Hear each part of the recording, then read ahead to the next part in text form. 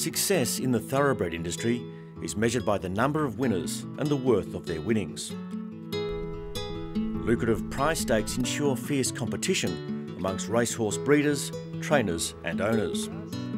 Like everyone in the industry, bloodstock breeder Christoph Bruchert is striving for a competitive edge. I guess it starts from the ground up. If your soil's healthy, then your pasture should be healthy, and then if your pasture's healthy, your animals will be too.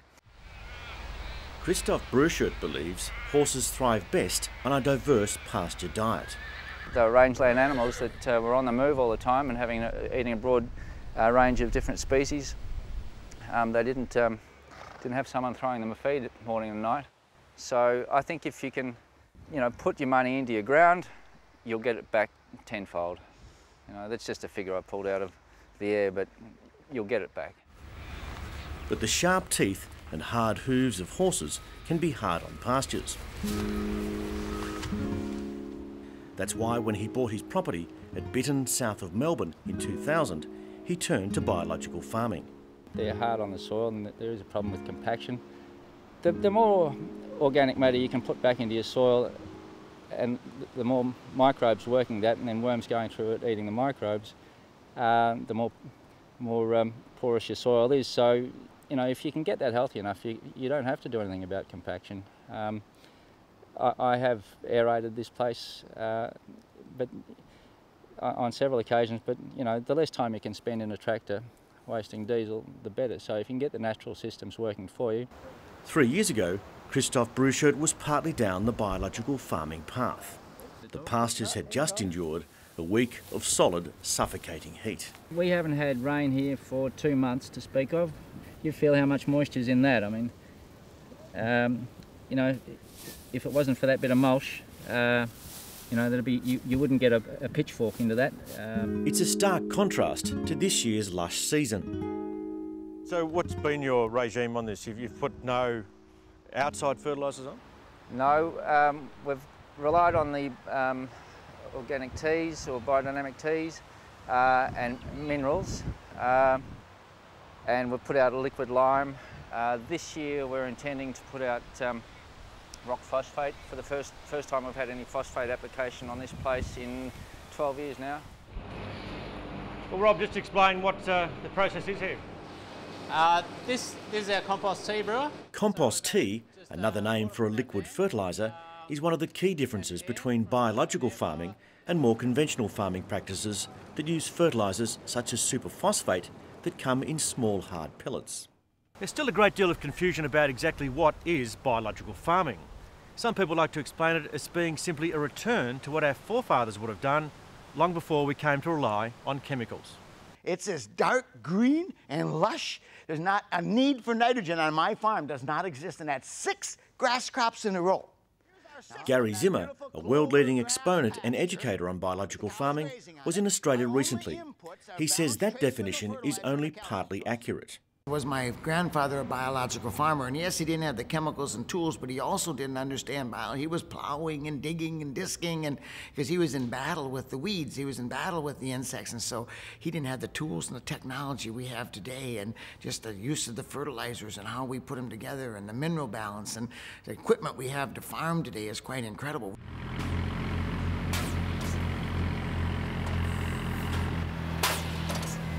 Grandpa no doubt would have loved this newfangled machine that puts the wind up the soil, quite literally. We call it the soil puffer machine, but its sort of official title is a ground probe aerator. So it's a hydraulically driven spear that punches through our compaction layer. We've found a compaction layer at about 50 centimetres. And sort of that's where the soil profile changes a bit, So it's a natural one, but probably enhanced by the machinery driving over and things like that. So this spear punches a hole through it, and then compressed air is blown out from underneath. So it breaks up that compaction layer and creates a lot softer soil for the roots to grow in. It's the latest innovation by Decarli Wines in its conversion to biological farming.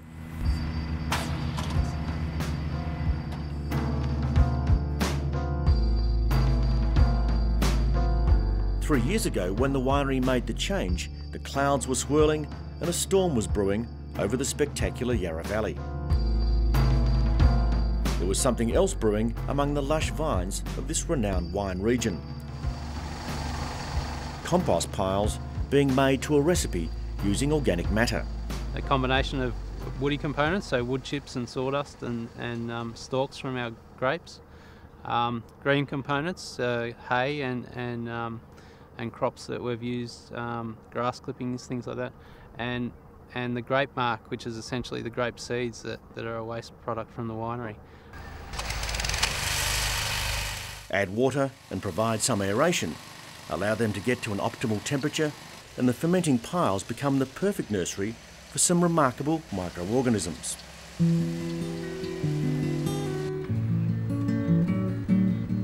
A high temperature kills off weed seeds and unwanted pathogens. This is a young Shiraz block we've got here, and we've planted oats. Family-owned Decarli Wines is one of the giants of the Australian wine industry. Its move to biological farming for its Yarra Valley vineyards is being closely watched by others in the industry. So it's essentially, we're starting off with the smallest building blocks and then allowing nature to take its course and then build itself up to make the vine healthier. The past few years have been tough for Australia's winemakers. Low wine prices and long years of drought have seen many leave the industry. By contrast, the wet year, 1200 millimetres fell here in the past 12 months, made life difficult for this year's vintage. It caused mildew and other problems, but the worms and the microscopic creatures of the soil simply loved it. We measure all the different parameters in the soil, so the soil biology, the soil nutrients, the chemistry in the soil, and the soil physics, the structure of the soil. What we've seen since 2008, since we've been using biological compost and compost tea and sort of foods for those organisms to grow, is that in the past year we've had a fourfold increase in our earthworm numbers. A fair bit of that's due to soil moisture changes, but essentially we've gone from 2 million worms per hectare up to 8 million worms per hectare. And that's a lot of soil building and tunnelling and sort of aeration going on as well. Despite tough seasons, the two past vintages have been among the best in the winery's history. Rob Sutherland believes healthier soil and healthier vines means more flavoursome wine. Like most farmers who change to biological farming, potato grower Wayne Tymonson's reason for changing is the one most commonly heard: soil health.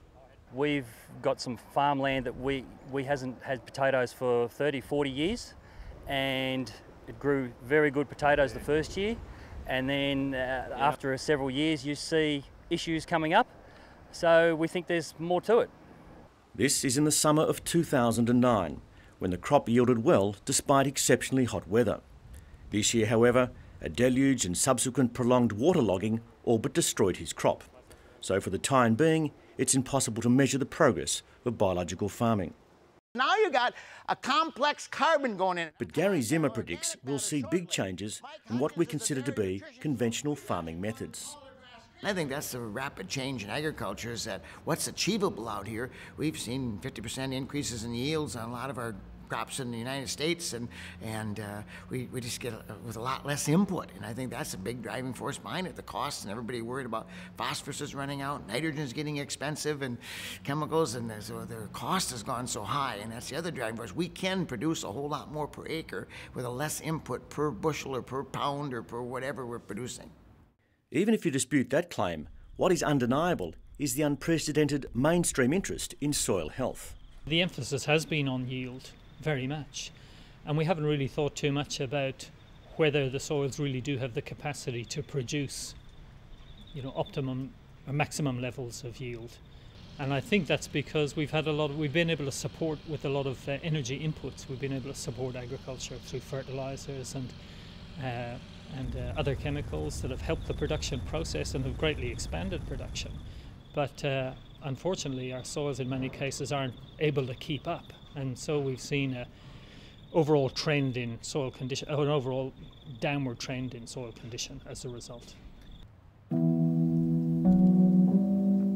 Other Australian wineries are evaluating the benefits of biological farming methods.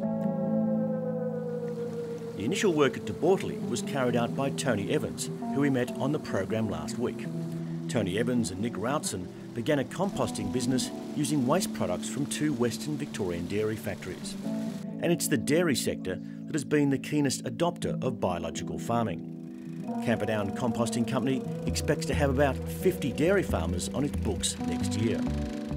We really try hard to do the best we can for our soil and for the future custodians of the vineyard, to make sure that they've got a good platform to build on. Christoph Bruscher is gradually seeing the undesirable plant species drop out and his pastures becoming much more robust and productive. A farmer should be interested in his soil, love his soil and the plants that grow in it, and you know, if you're keen enough, you look at it literally from the ground up. The final vital ingredient is patience. It's something that takes time to accumulate. It's not an overnight fix, so if somebody were to go this way and expect an instant result, then it's not for them.